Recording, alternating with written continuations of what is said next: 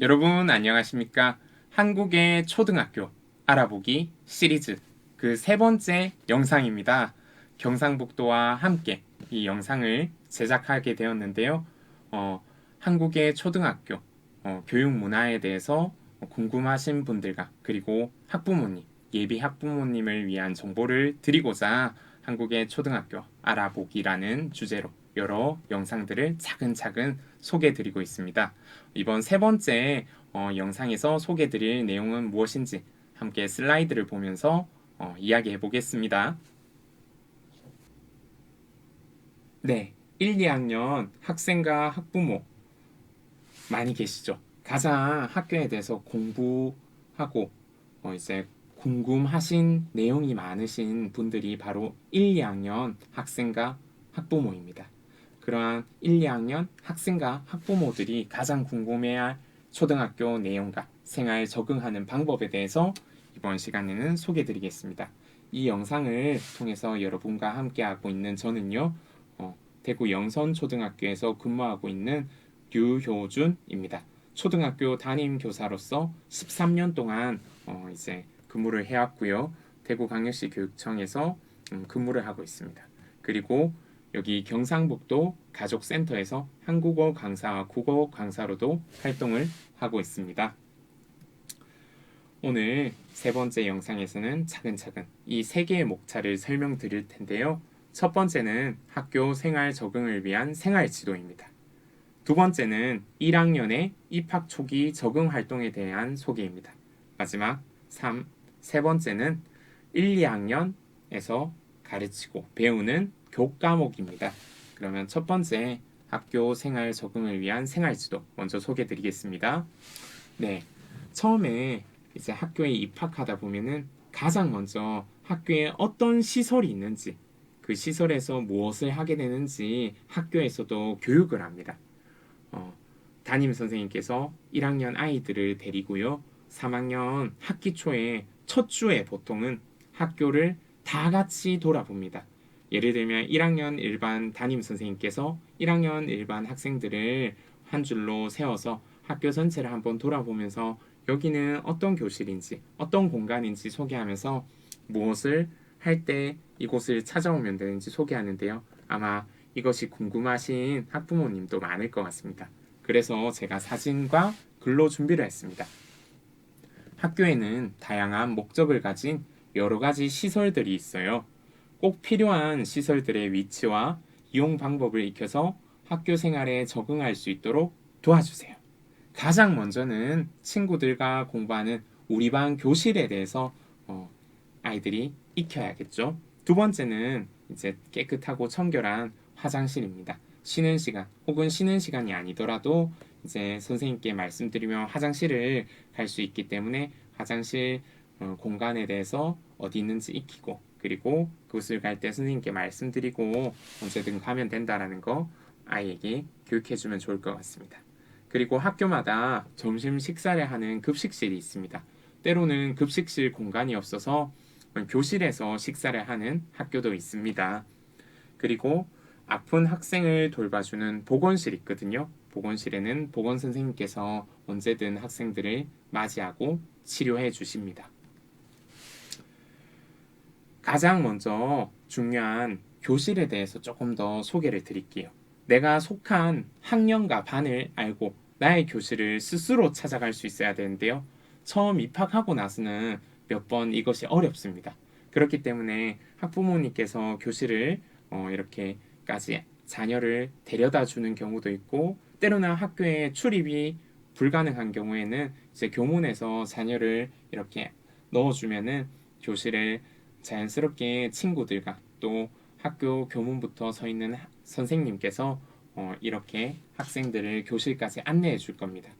내가 만약에 즉 자녀가 만약에 교실을 찾을 수 없다고 하면은 언제든 학교 안에 있는 선생님과 선배들에게 교실의 위치를 물어서 찾아가라고 꼭 얘기해 주세요. 교실에서는 이렇게 행동해야 합니다. 우선 교실에 스스로 찾아갈 수 있어야겠죠. 친구와 선생님에게 반갑게 인사를 나누어야 됩니다. 그리고 교실 안에서도 나의 자리를 찾아서 책가방과 신발 주머니를 정리하고 그리고 나의 자리에 앉아야겠죠? 네, 이것까지 1학년 때 가장 중요한 내용입니다. 두 번째 공간은 화장실인데요. 처음에는 화장실 사용이 조금 힘든 경우가 있죠. 네, 화장실 가는 것은 부끄러운 일이 아니며 실수를 하면은 선생님께 말씀드리도록 꼭 지도해 주세요. 이제 화장실 가고 싶을 때는 꼭 쉬는 시간이 아니더라도 선생님께 말씀드리도록 아이에게 교육해 주면은 선생님께서는 실수하지 않도록 자녀를 화장실 이용할 수 있도록 안내해 줄 겁니다. 화장실에서는 이렇게 행동하는데요. 우선 휴지를 준비합니다. 보통 휴지는 화장실에 다 구비되어 있습니다. 그리고 휴지를 떼서 변기를 사용하고 휴지를 버리고 물을 내립니다.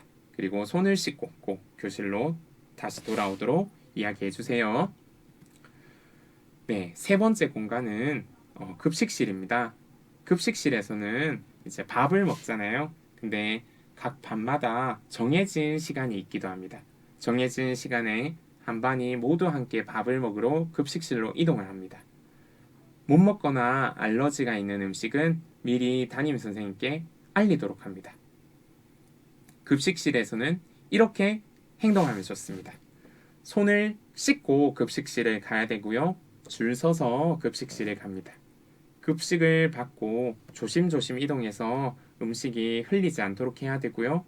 다 먹고 나서는 혹시 음식물이 남았으면은 음식물을 잘 모아서 식판에서 모아서 일어서면 나중에 버릴 때 훨씬 쉽습니다. 네, 네 번째 보건실이죠. 아까 잠시 말씀드렸는데 아픈 것이 있을 때는 참지 말고 담임 선생님께 말한 후 보건실을 찾아갈 수 있습니다. 보건 선생님께 아픈 것을 말씀드리고 치료를 받는데 좀 정도가 심한 경우에는 보호자, 부모님께 연락을 드리고 병원에 가도록 안내를 합니다. 보건실에서는 이렇게 행동을 할 수 있는데요. 먼저 보건실에 가기 전에 선생님께 아픈 곳을 말해야 됩니다.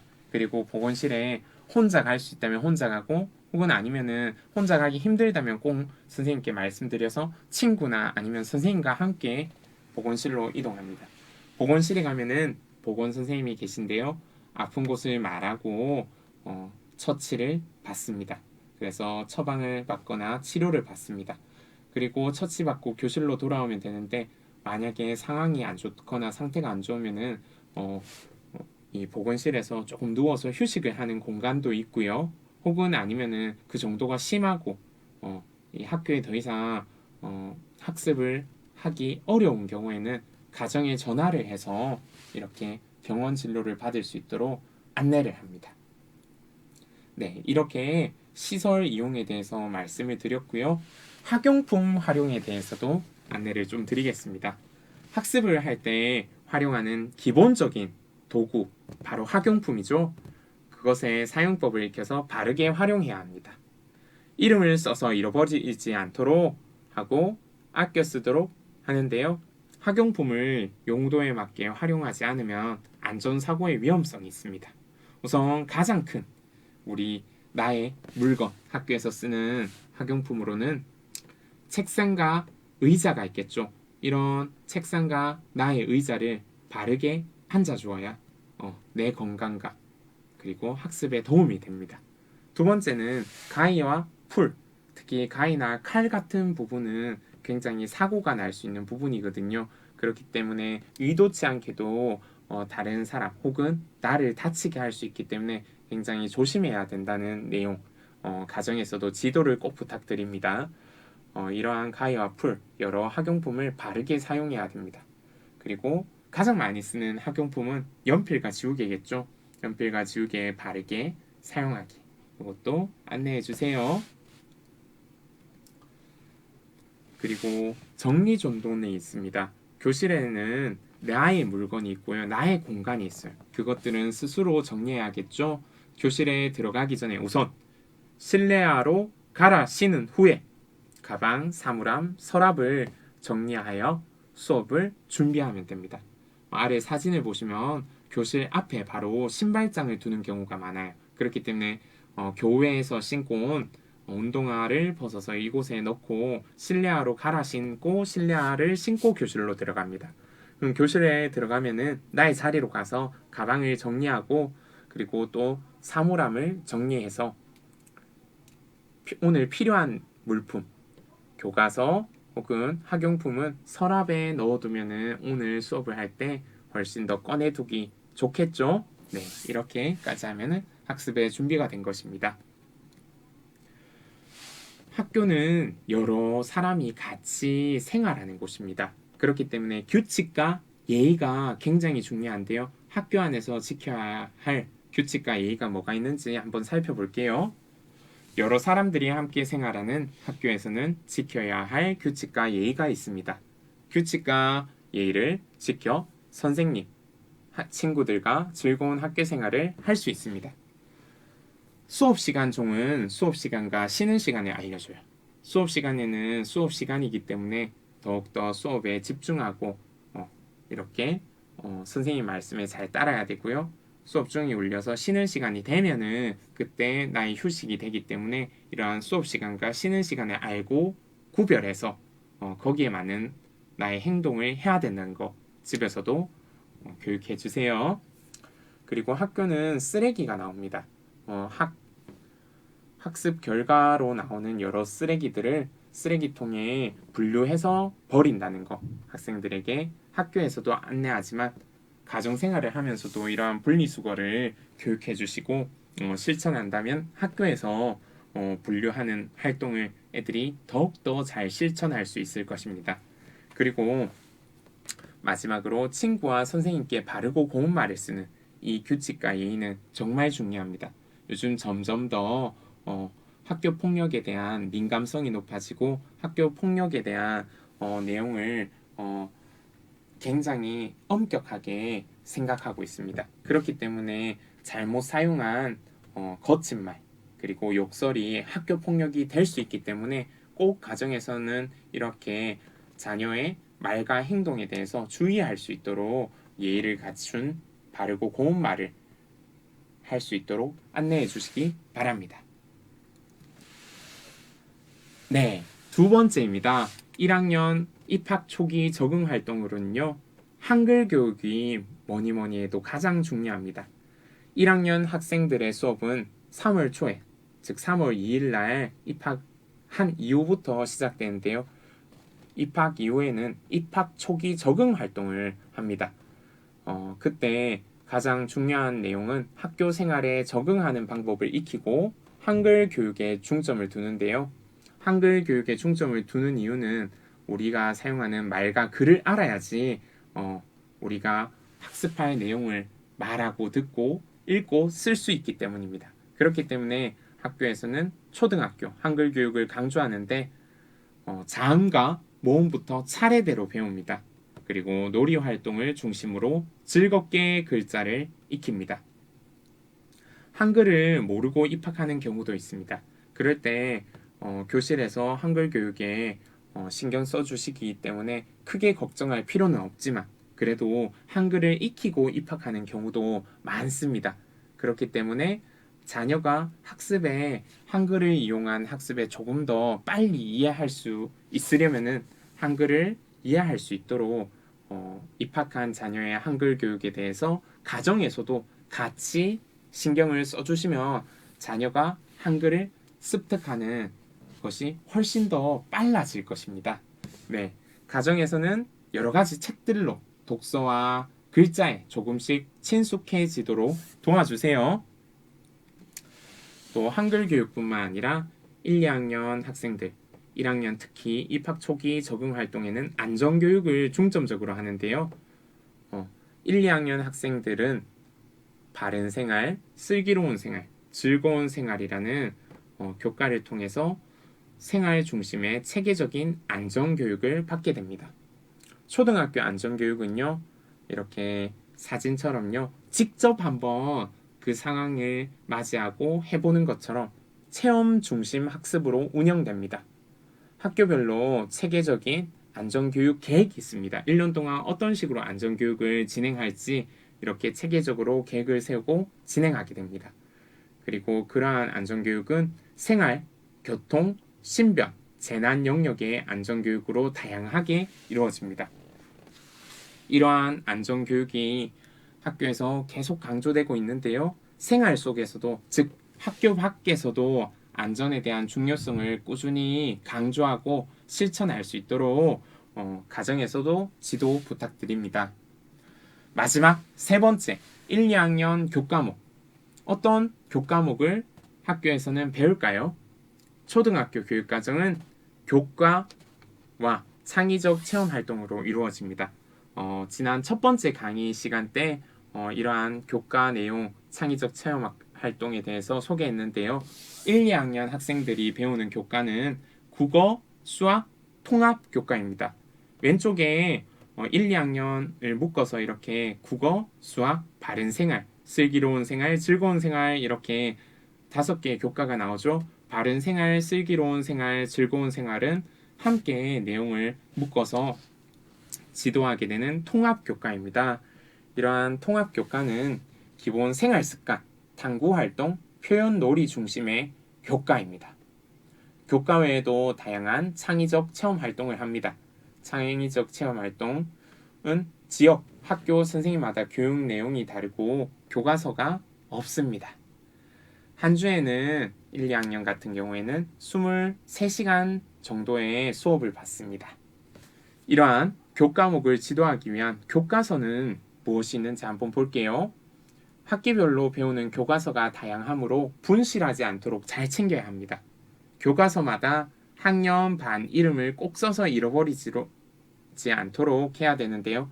교과서 앞면에도 뒷면에도 써주면 훨씬 좋습니다. 네. 밑에 있는 내용은요, 1학년, 2학년 학생들을 대상으로 가르치는 국어, 수학, 통합교과, 창의적 체험활동에 대한 소개입니다. 이 내용은 2015 개정 초등학교 교육과정에 따른 1학년 교과서 예시입니다. 우선 국어 보시면요, 1학기, 즉 3월에서 7월 동안 학습하는 것은 국어 1학년 1학기, 가, 나, 즉 2권이 있다라는 거예요. 그리고 거기에 따른 국어활동 교과서가 1학년 1학기 것이 1권 있습니다. 국어책만 해도 1학년 1학기에 3권의 책이 있다라는 거 이해되시나요? 마찬가지로 2학기를 보시면 국어 1학년 2학기 가, 그리고 나, 국어 활동을 위한 1학년 2학기 책, 즉 2학기에도 국어를 위해서 3권을 학습하게 됩니다. 수학을 보시면 1학년 1학기 수학책과 수학 익힘 책이 각각 있습니다. 이렇게 학기마다 책이 2권씩 있다는 거. 통합교과는 보니까 봄, 여름이라는 책이 있고요. 2학기에는 가을, 겨울을 지도하게 됩니다. 창의적 체험활동은 앞서 말씀드렸다시피 교과서가 따로 없습니다. 그리고 지역, 학교 선생님마다 교육 내용이 다르고 지역, 학교에 그리고 특정 그 학교에 재학 중인 여러 학생들의 눈높이에 맞춰서 선생님께서 교육 자료를 준비하셔서 교육을 진행하십니다. 잠깐 여기서 확인해 주셔야 되는 내용은 있는데요. 옆에 있는 예시는 현재 2023년 학교에서 사용하고 있는 교과서에 대한 내용입니다. 2024년부터는 2022 개정 교육과정에 따라서 새로운 교과서가 활용될 예정이기 때문에 왼쪽에 있는 예시와 조금 달라질 수도 있습니다. 하지만 전체적으로 1, 2학년 교과목이 이런 식으로 이루어져 있다라는 거 비슷한 틀에서 운영이 되기 때문에 이해되시죠? 네.